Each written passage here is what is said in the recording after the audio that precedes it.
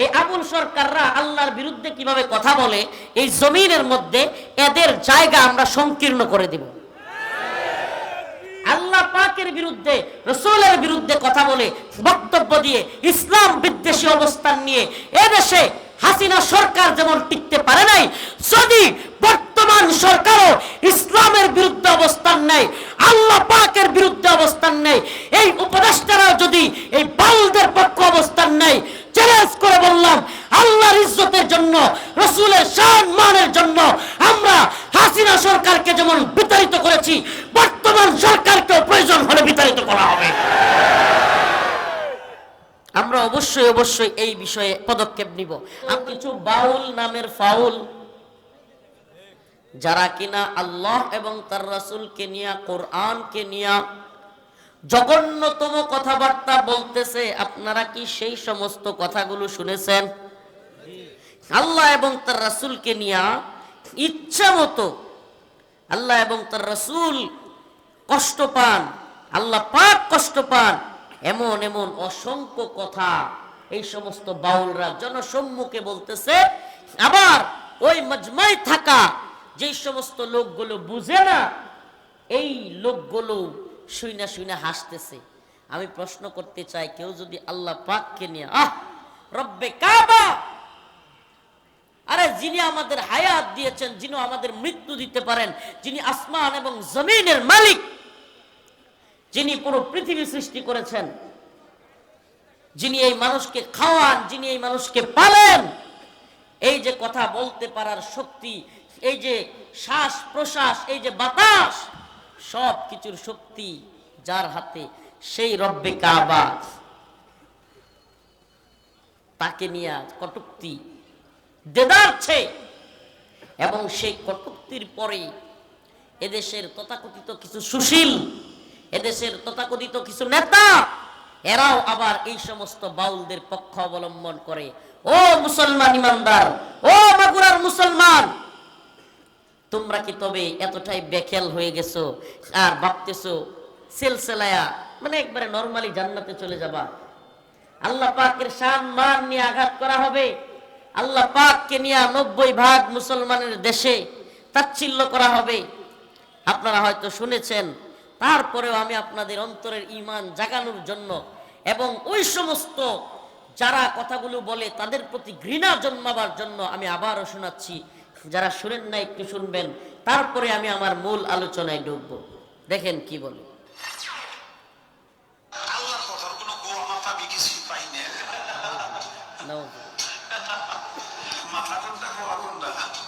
যারা বুঝেন না এই কথাটা আবারও বলছি, এই বাউল আবুল কালাম সরকার, আবুল সরকার, মানিকগঞ্জে বাড়ি, সে ওপেন প্রোগ্রামে বলতেছে আল্লাহর কথার গোয়া কুন্ডা মাথা কুন্ডা আমি কিছুই বুঝি না। যারা নাউজুবিল্লাহ বলেন নাই, আপনাদের সমস্যাটা কোথায়? আল্লাহ পাককে বলতেছে আল্লাহর কথার গোয়াও বুঝি না, মাথাও বুঝি না। নাউজুবিল্লাহ বলবেন না।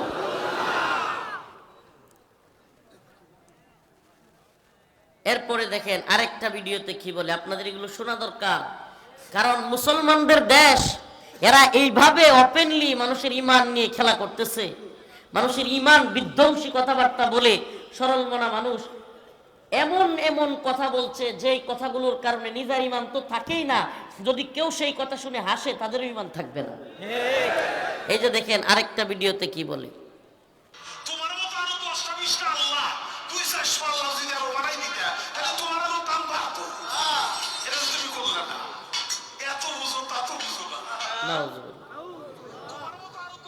বলতেছে তোমার মতো আরো 10টা 20টা 200-400 আল্লাহ যদি বানায় রাখতা, তোমার মর্যাদা আরো বাড়তো। এত নাউজুবিল্লাহ। আবার বলতেছে এত বুঝো, তা তো বুঝলাম। মানে আল্লাহ পাক তারে মুখ দিছে, চামড়ার মুখ আল্লাহ পাক দিছে জাতা বলার জন্য, জাতা বলার জন্য, পালা গানের নামে, বাউল গানের নামে, জীব পরমের পালার নামে যদি আপনি আল্লাহকে কটূক্তি করেন, আজকে আমি রফিকুল ইসলাম মাদানী কোনো ফতোয়া দিব না, উলামায়ে কেরামের কোনো ফতোয়ার দরকার নাই, খুদ আল্লাহ রাব্বুল আলামিন ফতোয়া দিচ্ছেন। কুল আবিল্লাহি ওয়া আয়াতি তোমাদেরকে জিজ্ঞেস করা হয়, যদি তোমাদেরকে প্রশ্ন করা হয়, ওয়ালা ইনসালতাহুম লা ইয়াকুলুন্না ইন্নামা কুন্না নাখুযু ওয়া নালআব, যদি তোমাদেরকে প্রশ্ন করা হয় তোমরা কেন আল্লাহর সম্মান নিয়ে, রাসূলের সম্মান নিয়ে কথা বলতেছো, তখন এরা বলবে কুল আবিল্লাহি ওয়া আয়াতিহি ওয়া রাসূলিহি কুনতুম তাস্তাহজিউন। এরা বলবে যে আমরা তো দুষ্টামি করছিলাম। তখন আল্লাহ বলেন, হে নবী আপনি বলেন, আপনি জিজ্ঞেস করেন, কুল আবিল্লাহি ওয়া আয়াতিহি ওয়া রাসূলিহি, তোমরা কি আল্লাহ পাককে নিয়া, আল্লাহর আয়াতকে নিয়া, আল্লাহর রাসূলকে নিয়া মজা করতেছিলে? এটা প্রশ্ন কে করেন? তোমরা কি আল্লাহ এবং তার রাসূলকে নিয়া, নবীজিকে নিয়া, কোরআনের আয়াত নিয়ে মজা করতেছো? লা তা'তাদিরু লা তা'তাদিরু ক্বাদ কাফারতুম বাদা ঈমানিকুম। তবে জেনে রাখো, এটা কোনো বাংলাদেশের মুফতির ফতোয়া নয়, পৃথিবীর কোনো মুফতির ফতোয়া নয়, আল্লাহ রব্বুল ইজ্জাতের ফতোয়া হলো লা তা'তাদিরু ক্বাদ কাফারতুম। তোমরা বাদা ঈমানিকুম, ঈমান আনার পর কুফরি করেছো, তোমরা ঈমান আনার পর কুফরি করে কাফের হয়ে গেছো, মুরতাদ হয়ে গেছো, ঈমানের উপর তোমরা নাই। এই ফতোয়া কার? আল্লাহ নিজে ফতোয়া দিবেন, লা তা'তাদিরু লা তা'তাদিরু, কোন উযর গ্রহণযোগ্য না। আল্লাহকে নিয়ে মজা চলে? আল্লাহকে নিয়ে মজা চলে?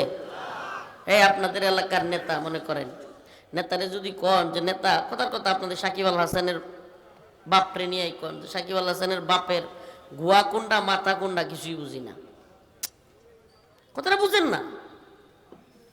যদি আওয়ামী লীগের নেত্রী শেখ হাসিনারে বলা হয়, আওয়ামী লীগের লোক কি পছন্দ করবে? বিএনপির লোক পছন্দ করবে তাদের নেত্রী নিয়ে কথা বললে? হ্যাঁ, কোন দলের লোক পছন্দ করবে যে তার বাবার গুয়া কোনটা মাথা কোনটা এই কথা প্রশ্ন করলে? তাইলে আমার রবকে নিয়া এই ধরনের পালার নামে দুষ্টামির চলে, আল্লাহ পাককে নিয়া, আল্লাহ পাকের কথার এটা কোনটা ওইটা কোনটা, যে শব্দগুলো আল্লাহর শানে বেয়াদবি, যে শব্দগুলো আল্লাহর শানে যায় না, এই ধরনের শব্দ। এবং কি বলে যে তুমি এত বুঝো, 10টা 20টা আরো আল্লাহ বানায় রাখলে তো তোমার সুবিধা হইতো না। আরে বেটা দের বেটারি, আরে বেটা বদমাস, তোর মাথায় তো বুদ্ধি বিবেক গোবর এতটুকু আছে। আমার রব সারা পৃথিবীর আসমান জমিনের মালিক। আরে আমার রব, এই মাগুরাতে আসলাম, হাজার হাজার জনতা দেখলাম, কিন্তু নেত্রকোনার জনতার সাথে কারো চেহারার মিল পাইলাম না। সুবহানাল্লাহ, সুবহানাকা ইয়া রব, উহিব্বুকা ইয়া রব। এই সুবহানাল্লাহ, কোনদিন কোথাও গিয়ে আপনার চেহারার সাথে আর কারো চেহারার মিল পাইছেন? এই এতগুলো মানুষ, কারো নাক, অনেকের নাকের সাথে আরেকজনের নাক মিলে না, চোখের সাথে আরেকজনের চোখ মিলে না। পর্দার নিচ দিয়ে হাইটা গেলেও পরিচিত মানুষ হইলে তার পায়ের হাঁটার ধরন দিকে বোঝা যায় এই লোকটা কি। এই এত সুন্দর নিপুণ কারিগর মহান রব, তিনি কি একাধিক প্রভু বানায়া ওনার সুবিধার দরকার আছে? নাউজুবিল্লাহ। এই সমস্ত কথাগুলো পালা গানের নামে, বাউল গানের নামে। আসলে সমস্যা কি জানেন? আজকে চিৎকার করে বলবো না, আপনাদেরকে নরমালি কিছু কথা বলে যাই। সমস্যা কোথায় জানেন? সমস্যা হইল সাহাবিওয়ালা, ইমানওয়ালা, সাহাবিওয়ালা, জজবাওয়ালা, ইমানওয়ালা লোকের অভাব। হাজার হাজার আলেম আছে, হাজার হাজার শাইখুল হাদিস, মুফতি, বক্তা আছে, হাজার হাজার লাখ লাখ কোটি কোটি মুসলমান আছে, কিন্তু সমস্যা হলো হযরত ওমরের মতো একজন ওমর নেই।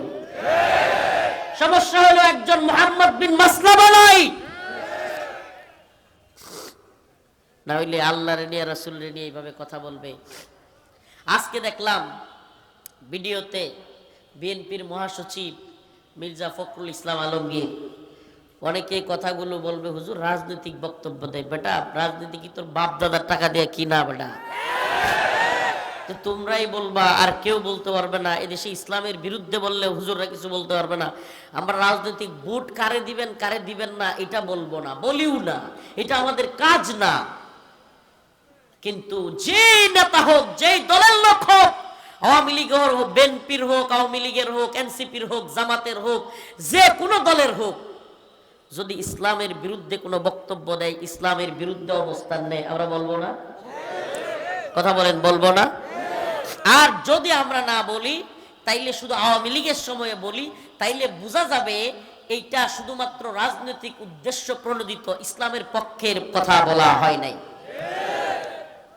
প্রিয় ভাইরা আমার, বিএনপির মহাসচিব আজকে দেখলাম বলতেছে যে যারা বাউলদের উপর আক্রমণ করেছে তারা হলো ধর্মান্ধ। নাউজুবিল্লাহ বলবেন না? এই বাউলদের সংস্কৃতি নাকি হাজার বছরের সংস্কৃতি। যারা বাউলদেরকে করতে চায় তারা নাকি বাংলাদেশকে, ইতিহাস ঐতিহ্যকে ধ্বংস করতে চায়। আমার প্রশ্ন মির্জা ফখরুল ইসলাম আলমগীর সাহেবের সামনে, যে আপনি বা আপনারা এই যে বক্তব্যটা দিলেন, আমাদের প্রশ্ন যে আপনাদের বাউলদের প্রতি প্রীতি মুহাব্বত এত উতলায় উঠলো, একবারও কি মুসলমান হিসেবে আল্লাহকে নিয়ে এত বড় কটূক্তি করলো, জঘন্য কথা বললো, এই ব্যাপারে দুইটা কথা বলার প্রয়োজনীয়তা বোধ করলেন না? কথা বলেন না? এই বিষয়টা কি দরকার ছিল না? যে আগে তো এটা উচিত যে আচ্ছা বাউল গান করবে করুক। আমরা বলি না যে সব গান বাজনা, এটা ইসলামিক দেশ হয়ে যায় নাই, এটা ইসলামিক স্টেট হয়ে যায় নাই, এটা কি বলে শরিয়া খিলাফার রাষ্ট্র হয়ে যায় নাই।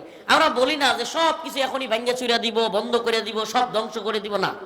আমরা বলি তোমরা তোমাদের কাজ করতেছো, মাহফিল হচ্ছে, তোমরাও তোমাদের কাজ করবে, আমাদের অনুমতির দরকার নাই। রাষ্ট্র যেহেতু সেকুলার, তোমরা করবে, কিন্তু তোমরা যদি আল্লাহ এবং রাসূলকে নিয়ে কটূক্তি করো তাইলে তো তোমাদেরকে করতে দেওয়া হবে না। তোমরা ততক্ষণ করতে পারবে যতক্ষণ আল্লাহ, তার রাসূল, কোরআন এইগুলোর উপর আঘাত না আসে। আর যদি এগুলোর উপর আঘাত আসে, তুমি কোন দলের, আওয়ামী লীগের না বিএনপির না কোন দলের, কত বড় নেতা, কত বড় পার্সন, তোমারে দেখবার টাইম নেই। হাসিনার সময় আমাদেরকে মাহফিল করতে দেয় নাই, আমাদেরকে জেলে নিছে, রিমান্ডে নিছে, নির্যাতন করছে, এমনও বলছে যে আমাদেরকে মেরে ফেলবে। আলহামদুলিল্লাহ, তবুও সেই রব্বে কাবার গোলামি করেছি, হাসিনার গোলামি করিনি। আজকে হাসিনার গোলামি যেগুলো করছে, সামসা যেগুলো ছিল, আজকে এরা নাই, আমরা এই মঞ্চে আলহামদুলিল্লাহ। আমরা জানি এই দুনিয়ায় যারা মানুষ যত বড় ক্ষমতাসীন হোক, এরা একদিন ধ্বংস হয়ে যাবে, আমরাও ধ্বংস হয়ে যাব। কিন্তু সব ধ্বংস হয়ে যাওয়ার পরেও একজন থাকবে, তিনি কে? তাইলে ভয় পাইলে ওনারই পাবো, ভয় পাইলে। মির্জা ফখরুল ইসলাম আলমগীর সাহেবের এই বক্তব্য গোটা জাতিকে হতাশ করেছে, গোটা জাতি কষ্ট পেয়েছে। জুনায়েদ সাকি, ফরহাদ মাজহার, এনসিপি, মেঘমোল্লার বসু, এরপরে ছাত্রদলের আমানুল্লাহ আমান, আরো অনেক এই ধরনের নেতারা এই বাউলদের পক্ষ নিচ্ছে। আমাদের বক্তব্য শুনেন, নিরীহ বাউল যারা শুধুমাত্র একটু গান করে কিংবা এলাকায় মানুষের বিনোদন দেয়, আমরা এদেরকে মারপিট করতে কাউরে বলি না, আমরা এদেরকে মারপিট করার পক্ষেও না। কিন্তু যেই বাউল সরাসরি আল্লাহকে নিয়ে, রাসূলকে নিয়ে বারবার কটূক্তি করে, আমাকে বলেন এই লোকের পক্ষে যদি অন্য কোনো বাউল থাকে তাইলে তাদের কি ঈমান থাকবে? তাইলে আমাদের কি তাদেরকে সতর্ক করা উচিত না? তাদেরকে বলা উচিত না যে তোমরা এই আবুল সরকারের পক্ষ নিও না, তাকে গ্রেফতার করা হয়েছে, তার আইনানুগ বিচার হবে, তার পক্ষ নেওয়া যাবে না। এখন তার পক্ষ নেওয়ার জন্য উইটা পড়া লাগছে। খুশি হইতেছেন?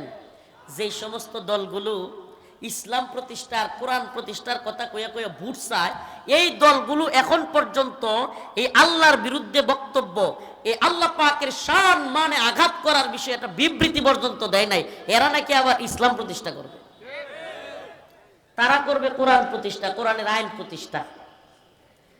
লজ্জা লাগে এদেরকে দেখে। ওই যে কিছুদিন আগে আরেকটা বিষয় হয়েছিল, পরে 3 দিন পরে নর্থ সাউথ ইউনিভার্সিটিতে, আপনাদের খেয়াল আছে কিনা, কোরআন পড়াইছিল। কোরআন 3-4 দিন পরে জামাতে ইসলামী একটা বিবৃতি দিছিল।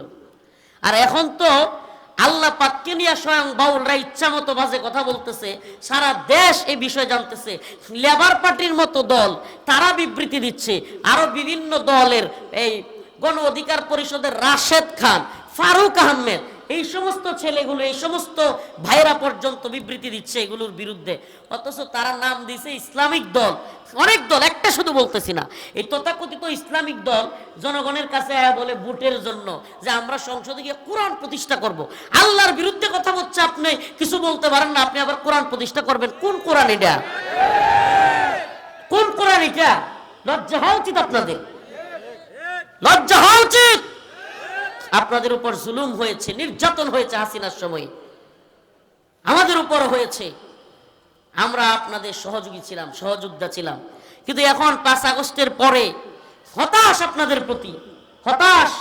হায় আফসোস, এই যদি হয় গণতান্ত্রিক রাজনীতি, এই যদি হয় কৌশল যে পশ্চিমারা রাগান্বিত হবে, পশ্চিমারা ইংরেজরা নারাজ হবে, এই জন্য যদি আমাদের চুপ থাকতে হয়, তাইলে মনে রাখবেন আল্লাহকে খুশি করার রাজনীতি আপনারা করতেছেন না, পশ্চিমাদের খুশি করার রাজনীতি করতেছেন। আল্লাহ পাক কি বলছে? আল্লাহ পাক বলছে লা তা'তাযিরু ক্বাদ কাফারতুম বা'দা ঈমানিকুম। দেখেন সুবহানাল্লাহ, আল্লাহ বলছে লা তা'তাযিরু ক্বাদ কাফারতুম বা'দা ঈমানিকুম। কোন উযর আপত্তি চলবে না। এটা কার কথা? আল্লাহ। কেন বলছি মুহাম্মদ বিন মাসলামা না? একটু একটা ঘটনা শোনাবো আপনাদের।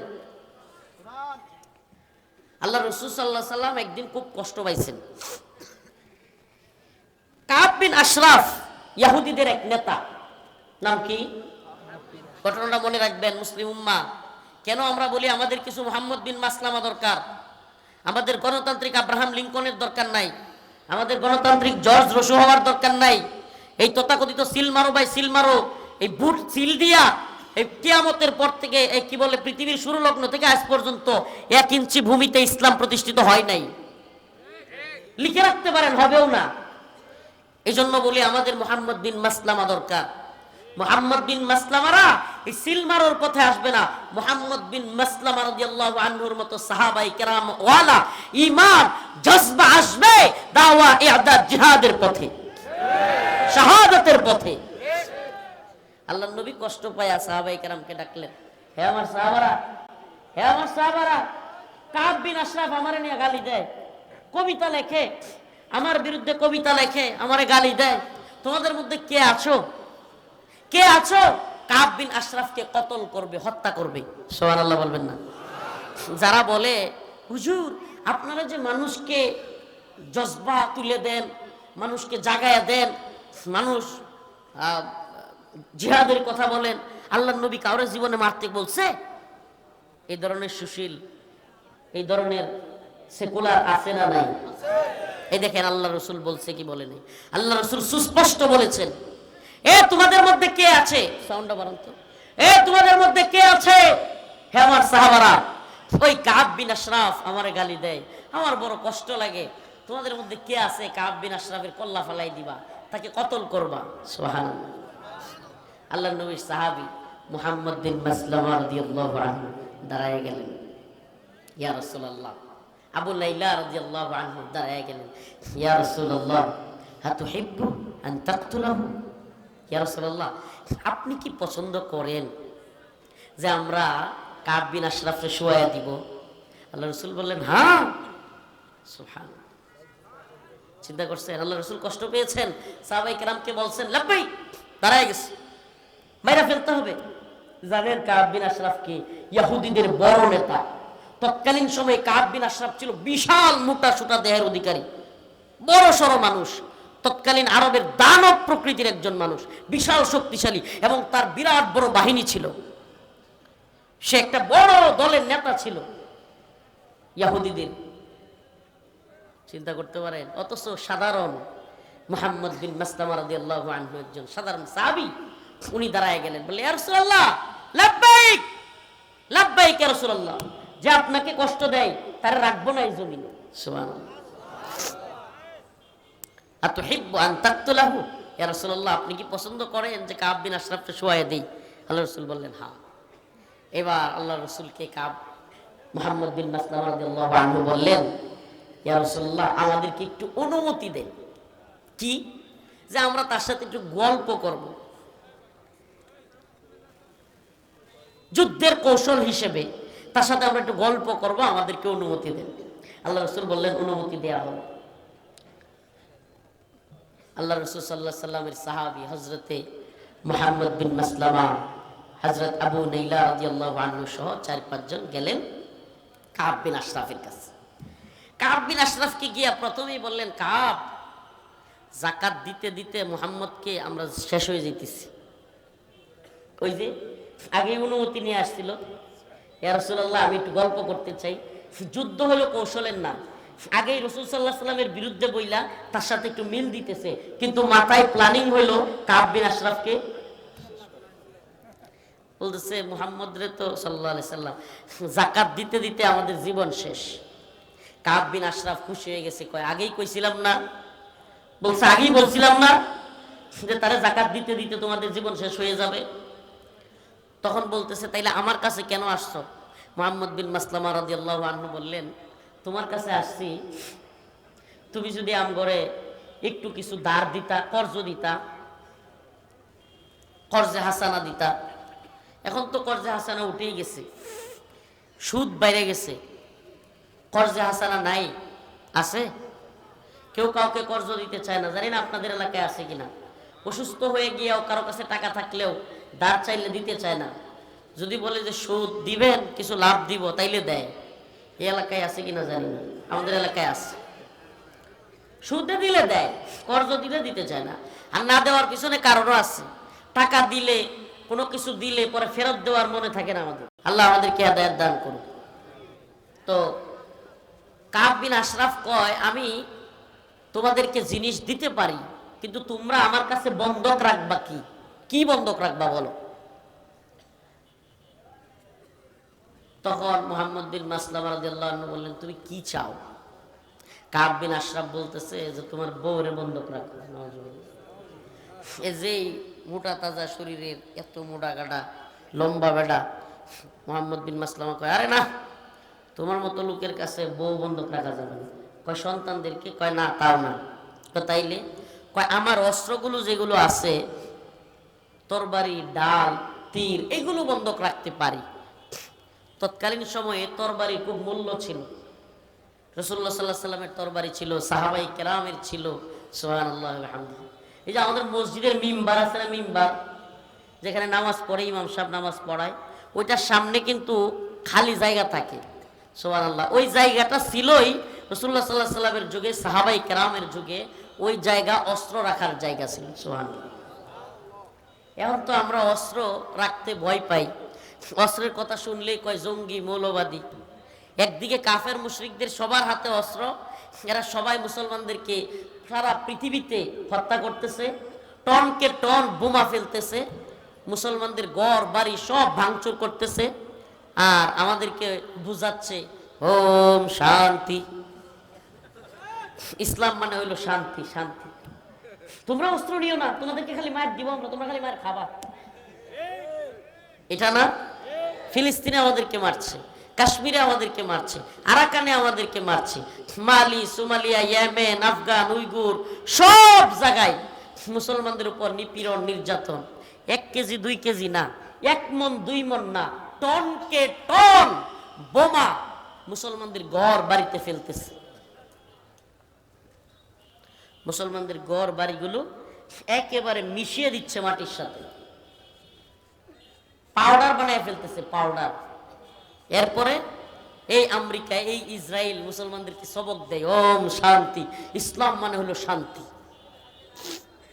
ও মুসলমান ইমানদার, কিন্তু সাহাবায়ে কেরাম এমন ছিলেন না। সাহাবায়ে কেরাম ছিলেন এই আয়াতের নমুনা। ইন্নাল্লাহা আশতারা মিনাল মুমিনিনা আনফুসাহুম ওয়া আমওয়ালাহুম বিআন্না লাহুমুল জান্নাহ ইউকাতিলুনা ফি সাবিলিল্লাহ ফায়াকতুলুনা ওয়া ইউকতালুন। আল্লাহর রাসূল এবং তার সাহাবায়ে কেরাম শুধু মার খাইতেন না, মার দিতেনও। ইসলামের জন্য মায়ের খাওয়া যেমন সুন্নত, এই দ্বীনের জন্য, ইসলামের জন্য, কোরআনের জন্য, আল্লাহর জন্য মায়ের খাওয়া যেমন সুন্নত, মায়ের দেওয়াও সুন্নত। আল্লাহ রাসূল সাল্লাল্লাহু আলাইহি ওয়াসাল্লামের সাহাবী মুহাম্মদ বিন মাসলামা কৌশল করলেন। কৌশল, কাব বিন আশরাফের কাছ থেকে পণ্য নেওয়ার কথা বলে সিস্টেমে তারে ঘর থেকে বের করলেন, মিল দিলেন। কাব বিন আশরাফ আতর দিত, আতর, সুগন্ধি আছে না, সুগন্ধি ব্যবহার করতো মাথার চুলের মধ্যে, সুঘ্রাণ। তো মুহাম্মদ বিন মাসলামা একটু প্রশংসা করলেন, বললেন কাব কি সুগন্ধি দিলা, একেবারে ঘ্রাণ ছড়ায় যাইতেছে। মোটা মানুষ, লম্বা মানুষ, পাম দিছে, ফুইলা গেছে, খুব খুশি হয়েছে। কাব বিন আশরাফ কয় খুশি হইয়া, তো মুহাম্মদ বিন মাসলামা রাদিয়াল্লাহু আনহু যখন বললেন যে কি সুগন্ধি দিলা, ঘ্রাণ ছড়ায় গেছে, তোমার মাথাটা একটু আগায় দাও তো দেখি তোমার ঘ্রাণটা। সুবহানাল্লাহ বলবেন। মাথাটা একটু আগায় দিবা। কোনো কিচ্ছা বানোয়ার গল্প বলতেছি না, হাদিসের কথা। মুহাম্মদ বিন মাসলামা রাদিয়াল্লাহু আনহু, আবু নিগলা রাদিয়াল্লাহু আনহু বললেন যে কাব, তোমার মাথার যে সুগন্ধি চুলের, একটু মাথাটা আগায় দাও, একটু গ্রাম নেই। কাব খুশিতে গদগদ হইয়া পাম দিছে, খুশি হয়ে গেছে গা, কল্লাটা সামনে আগায়া দিছে। মুহাম্মদ বিন মাসলামা চিৎকার মেরে কল্লাটা ধরে চিৎকার করে বলা শুরু করছে, এ কাব বিন আশরাফ, আমার রাসূলকে নিয়ে কটূক্তি করিস, আমার রাসূলকে নিয়ে ব্যঙ্গ করিস, আমার রাসূলের বিরুদ্ধে কবিতা লিখিস, তোর দিন আজকে শেষ। আবু নাইলা সহ সাহাবায়ে কেরামকে বললেন, ওর কল্লায় আমি ধরছি, এবার একটা কোপ দাও। আল্লাহর নবীর সাহাবীরা এক কোপ দিয়ে কল্লা ফেলে দিলেন এবং তৎক্ষণাৎ ছুটে ওই জায়গা ছেড়ে দিলেন।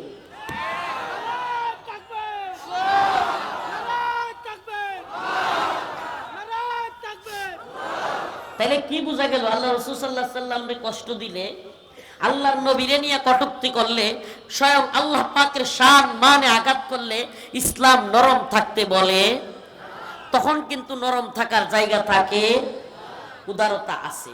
অসুস্থ হয়েছে একজন, সুস্থতার জন্য চেষ্টা করো, টাকা দাও। একজন মানুষ অভাবে আছে, তাকে সহযোগিতা করো। এই শীতের দিনে কাউকে কম্বল দিয়ে সহযোগিতা করো, একে অপরের পাশে দাঁড়াও, সব কিছু করো। ইসলাম বলে এগুলো সওয়াবের কাজ, এগুলো বান্দার হক, এগুলো আদায় করো। কিন্তু একটা জায়গায় ইসলামের কোনো ছাড় নাই, কাউকে ছাড় দেওয়া যাবে না। এই ব্যাপারে ইমামগণ কোনো ইখতিলাফ নাই, সমস্ত ইমাম একমত যে আল্লাহ এবং তার রাসূলকে নিয়ে যারা কটূক্তি করবে, আল্লাহ এবং তার রাসূলের শান মানে যারা আঘাত করবে, ইমাম হাম্বলি, ইমাম মালিকি, ইমাম শাফিঈ, ইমাম হানাফি, সমস্ত ইমাম একমত, মান সাব্বা নাবিয়ান ফাকতুলু, আল্লাহ এবং তার রাসূলকে যারা কটূক্তি করবে, গালি দিবে, এদের শাস্তি হলো ওয়াজিবুল কতল, এদের গলা থেকে এদের মাথা আলাদা হয়ে যাবে।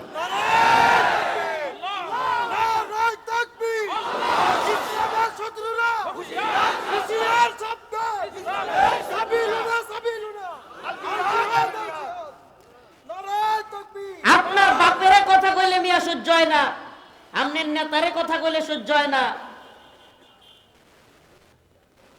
শেখ মুজিবুর রহমানের নামে কথা বললে বিগত সরকারের সময় মামলা হইতো কি হইতো না? হ্যাঁ, ধরে নিত কি নিত না? আরে মিয়া, ওই গোপালগঞ্জের কিংবা শেখ পরিবারের আওয়ামী লীগ নেতা তো বাদ দেন, এলাকার যে ছাত্রী নেতা ছিল কগুলো, এই লঙ্গি সিরা, এগুলো আমার নেত্রী কি বলছিস বলতো কি বলতো না?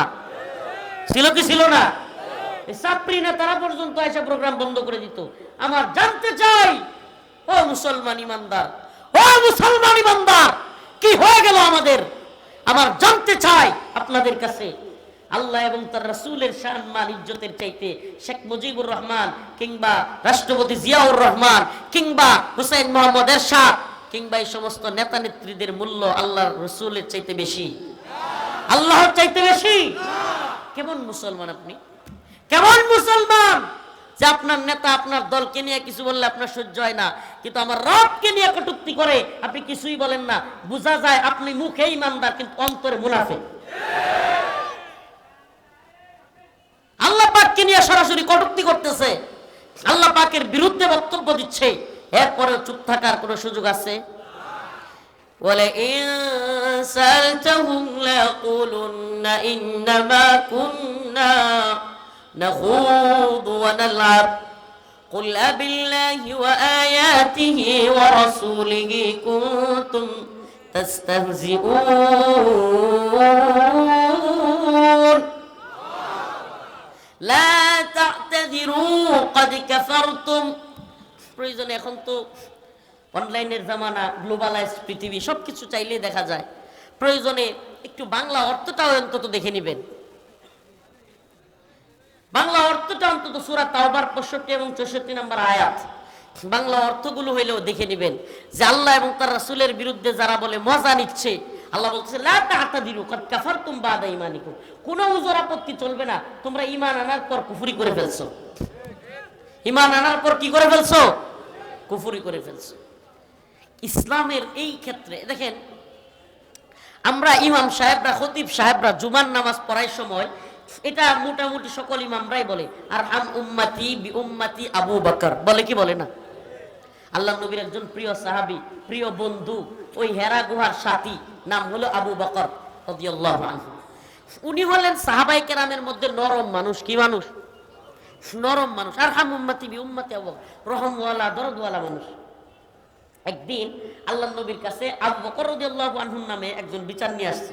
ইয়া রাসূলুল্লাহ, হযরত আবু বকর তো অমুকের মারছে। আল্লাহ রাসূল অবাক হয়ে, কি আবু বকর তো এইভাবে কাউরে করার কথা না। যখন হযরত আবু বকরকে আল্লাহ রাসূল সাল্লাল্লাহু আলাইহি ওয়াসাল্লাম ডাকলেন, ইয়া আবু বকর, কেন তুমি তার উপর এত ক্ষুব্ধ হলে? হযরত আবু বকর বললেন, ইয়া রাসূলুল্লাহ, সে আমার আল্লাহকে, সে আমার রবকে ফকির বলছে। নাউজুবিল্লাহ বলবেন না? হযরত আবু বকর বলেন, আমার রব আমার আল্লাহরে ফকির বলছে, আমি সহ্য করতে পারি নাই, মাইরা বইছি। সুবহানাল্লাহ। তার মানে বোঝা যায় আল্লাহর নবীর প্রিয় সাহাবী, প্রিয় বন্ধু, শ্বশুর আম্মাজান আয়েশা রাদিয়াল্লাহু আনহার পিতা আবু বকর রাদিয়াল্লাহু আনহুর মতো নরম মানুষও আল্লাহর নিয়ে কটূক্তি করলে সহ্য করতে পারতেন না। সুবহানাল্লাহ। তাইলে আমরা কি সহ্য করব? বলেন, সহ্য করব? আল্লাহ পাক এক আয়াতের মধ্যে বলতেছেন, মুহাম্মাদুর রাসূলুল্লাহ ওয়াল্লাযীনা মাআহু আশিদ্দাউ আলাল কুফফার রুহামাউ বাইনাহুম। আল্লাহ পাক বলতেছেন, মুহাম্মাদুর রাসূলুল্লাহ ওয়াল্লাযীনা মাআহু আশিদ্দাউ আলাল কুফফার, যে আল্লাহর নবী এবং তার সহপাঠীরা, ওয়াল্লাযীনা মাআহু, আল্লাহর রাসূল আমার নবী এবং তার সাথীরা, আশিদ্দাউ আলাল কুফফার, কাফেরদের বিরুদ্ধে শক্ত, রুহামাউ বাইনাহুম, মুমিনদের ব্যাপারে তারা নরম। এর মানে বোঝা গেল আল্লাহর নবী এবং তার সাহাবীরাও ইসলামের দুশমনদের ব্যাপারে শক্ত ছিলেন, মুমিনের ব্যাপারে ছিলেন নরম। আমাদেরও সিফাত হওয়া চাই একই প্রকার, যে আমরাও মুমিনদের ব্যাপারে নরম হব, ইসলামের পক্ষে শক্তির ব্যাপারে নরম হব, ইসলামের দুশমনদের ব্যাপারে আমরাও শক্ত থাকব। ঠিক আছে ইনশাআল্লাহ? ঈমানগুলো আমাদের জং ধরছে, আমাদের ঈমানের মধ্যে মরিচা ধরে গেছে। এই ঈমানকে তাজা করতে হবে। কেমনে তাজা করব? ঈমান তখনই তাজা হবে যখন আমি নিয়মিত নামাজ পড়ব। নিয়মিত কি করব? যে আল্লাহরে ভয় করে সেই আল্লাহরে সিজদা দেয়। বলেন না? যে আল্লাহরে ভয় করে সে কি করে? মামলা হইলে পুলিশ ধরে নিয়ে যাবে, আদালত অর্ডার দিলে বিল কাইটা দিবে। এই জন্য আদালতে গিয়া মানুষ হাজিরা দেয় কি দেয় না? হাজিরা না দিলে সে জানে বাড়িতে থাকতে পারবে না, ঘুমাইতে পারবে না, পুলিশ ধরে নিয়ে যাবে। আল্লাহর ভয় এমন এক জিনিস, তুমি যেমন আদালতের ভয়ে, পুলিশের ভয়ে গিয়ে হাজিরা দাও, যদি প্রকৃত পক্ষে কেউ বলে আমি আল্লাহকে ভয় করি, সেই ব্যক্তি নামাজও ছাড়বে না, আল্লাহর কাছেও 5 বার হাজিরা দিবে। তাহলে ঈমান নবায়ন করতে হবে। তাইলে এই যে বাউল ফাউলরা এই সমস্ত কথাগুলো বলবার সাহস করতে পারবে না। ঈমানদারদের, আমি ব্যক্তি রফিকুল ইসলাম, অদম রফিকুল ইসলাম, আমি একটা কর্মসূচির ডাক দিয়েছি। যদিও এখান থেকে আপনারা সেই মানিকগঞ্জে যাওয়া কঠিন আপনাদের জন্য, যদি ঈমানের দাবিতে কেউ যাইতে পারেন তো আলহামদুলিল্লাহ। আগামী 1 ডিসেম্বর এই আবুল সরকারের বিরুদ্ধে মানিকগঞ্জ আদালত চত্বরে অবস্থান কর্মসূচি আমি ঘোষণা করেছি। আমি নিজে থাকবো ইনশাআল্লাহ। এই আবুল সরকাররা আল্লাহর বিরুদ্ধে কিভাবে কথা বলে, এই জমিনের মধ্যে এদের জায়গা আমরা সংকীর্ণ করে দিব। আল্লাহ পাকের বিরুদ্ধে, রাসূলের বিরুদ্ধে কথা বলে, বক্তব্য দিয়ে, ইসলাম বিদ্বেষী অবস্থান নিয়ে এদেশে হাসিনা সরকার যেমন টিকতে পারে নাই, যদি বর্তমান সরকারও ইসলামের বিরুদ্ধে অবস্থান নেয়, আল্লাহ পাকের বিরুদ্ধে অবস্থান নেয়, এই উপদেষ্টারা যদি এই বাউলদের পক্ষে অবস্থান নেয়, চ্যালেঞ্জ করে বললাম, আল্লাহর ইজ্জতের জন্য, রাসূলের সম্মানের জন্য আমরা হাসিনা সরকারকে যেমন বিতাড়িত করেছি, বর্তমান সরকারকেও প্রয়োজন হলে বিতাড়িত করা হবে। আমরা অবশ্যই এই বিষয়ে পদক্ষেপ নিব। আমরা শুধুমাত্র নির্দিষ্ট কোনো গোষ্ঠীর বিরুদ্ধে না, নির্দিষ্ট কোনো সরকারের বিরুদ্ধে না, আল্লাহ এবং রাসূলের বিরুদ্ধে যে যাবে আমরা তারই বিরুদ্ধে। রাজি আছেন তো ইনশাআল্লাহ? মাগুরায় যদি এই আবুল সরকার যে আল্লাহর নিয়ে কটূক্তি করছে তার পক্ষে কেউ দাঁড়ায়, মাগুরায় দাঁড়াইতে দিবেন? হাসা সত্য। আজকে 2 জায়গায় সুবহানাল্লাহ, খুলনায় আর হইল ঠাকুরগাঁওয়ে মির্জা ফখরুল ইসলাম সাহেবের এলাকায় এই বাউল রাবুল সরকারের মুক্তির জন্য আন্দোলন করতে চাইছিল, জনগণ এমন পেদানি দিছে, এই মোল্লারা না কিন্তু আলেমরা না। সুবহানাল্লাহ, আমার ভিডিওটা দেখে আমার অনেক ভালো লাগছে। সুবহানাল্লাহ, এই প্যান্ট শার্টওয়ালা যুবকদের অন্তরের ভিতরে আল্লাহ এবং তার রাসূলের ভালোবাসা তৈরি হয়ে গেছে। সুবহানাল্লাহ। আরে শুনেন, ইসলাম আল্লাহ কারো কাছে লিজ দেয় নাই, লিজ দেয় নাই।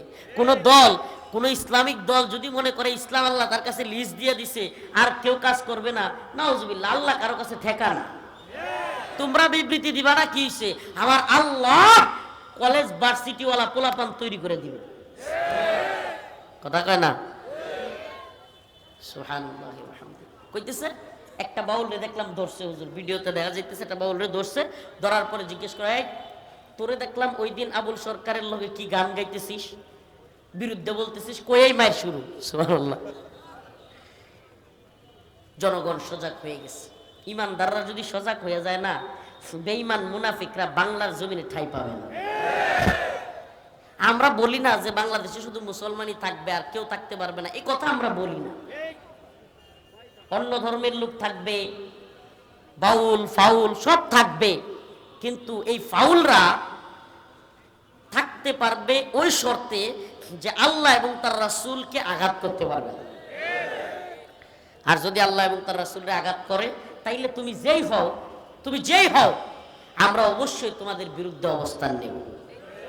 আল্লাহ তাআলা আমাদের সবাইকে বোঝার এবং আমল করার তৌফিক দান করুন। আমি গত 3-4 দিন খুব অসুস্থ ছিলাম, হয়তো অনলাইনে ভিডিওর মাধ্যমে দেখছেনও, মেডিকেলেও ছিলাম। এত দূরের সফরে আসতে পারবো? আমি কাজী জাবের ভাইকে বারবার বলছিলাম, পাল্টাইছি, এই প্রোগ্রাম 3 বার পাল্টাইছি। উনি মনে হয় বলতেছেন হাইরে আমার এনে আসবে কিনা, কিন্তু আমার খুব কষ্ট হয়েছে আসতে। এই জন্য আমি আপনাদের কাছে দোয়া চাই এবং আল্লাহ এবং তার রাসূলের পক্ষে যেন কথা বলতে পারি, কাজ করতে পারি। আল্লাহ যেন সেই তৌফিক দান করেন, এই দোয়াটা করবেন। 1 ডিসেম্বর মানিকগঞ্জের সমাবেশে যদি কারো হিম্মত হয় যে আমি আল্লাহ এবং তার রাসূলের পক্ষে মানিকগঞ্জ পর্যন্ত যাব, এই পাটুরিয়া দৌলতদিয়া ঘাট পার হইয়া মানিকগঞ্জে যাওয়ার মতো তৌফিক হয়, যাবেন। আর যদি নাও যাইতে পারেন, এই প্রোগ্রামের সফল হওয়ার জন্য দোয়া করবেন এবং মন থেকে সমর্থন জানাবেন। আর মাগুরায় যদি কোনো লোক আল্লাহ এবং তার রাসূলের বিরুদ্ধে দাঁড়ায়, তাদের বিরুদ্ধে অবস্থান নেবেন। পারবেন তো ইনশাআল্লাহ?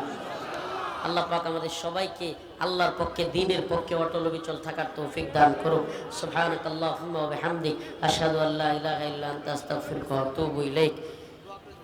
আলহামদুলিল্লাহি রাব্বিল আলামিন, আর রহমানির রহিম, মালিক ইয়াউমিদ্দিন, ইয়াকা না'বুদু ওয়া ইয়াকা নাস্তাঈন।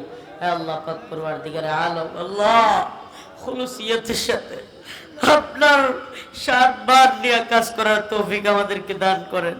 আল্লাহ আমরা তো আপনারই বান্দা, আল্লাহ আপনার গোলাম, আল্লাহ আল্লাহ আপনার নিয়ে কথা বললে আমাদের কষ্ট লাগে। আল্লাহ আল্লাহ আপনি হয় এদেরকে হেদায়েত দেন, না হয় ধ্বংস করে দেন।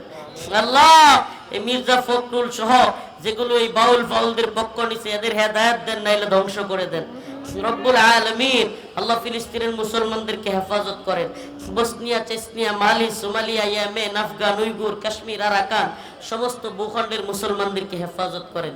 রব্বুল আলামিন আল্লাহ আপনার এবং তার রাসূলের ভালোবাসা, সাহাবা ওয়ালা ভালোবাসা আমাদের অন্তরে দিয়ে দেন। আল্লাহ আল্লাহ আমি অসুস্থ, আরো যারা অসুস্থ তাদেরকে সুস্থতা দান করেন। আল্লাহ আল্লাহ ঋণগ্রস্তদের ঋণ পরিশোধ করার তৌফিক দান করেন, অভাবীদের অভাব দূর করেন। আল্লাহ আল্লাহ আল্লাহ প্রবাসীদেরকে সহি সালামতে রাখিয়েন। আল্লাহ আল্লাহ সমস্ত জুলুম থেকে আমাদেরকে হেফাজত করেন। আল্লাহ পৃথিবীর সমস্ত উম্মত মুসলিমাকে হেফাজত করিয়েন। আল্লাহ দলহারা দারুল উলুম মাদ্রাসাকে কবুল করিয়েন। আল্লাহ আল্লাহ মাদ্রাসার ছাত্র শিক্ষককে কবুল করিয়েন। আল্লাহ এই মাদ্রাসার হাজতগুলো গায়বী খাজানা থেকে পূরণ করিয়ে দিয়েন। সুবহান রাব্বিকা রাব্বিল ইজ্জাতি আম্মা ইয়াসিফুন, সালামুন আলাল মুরসালিন, আলহামদুলিল্লাহ।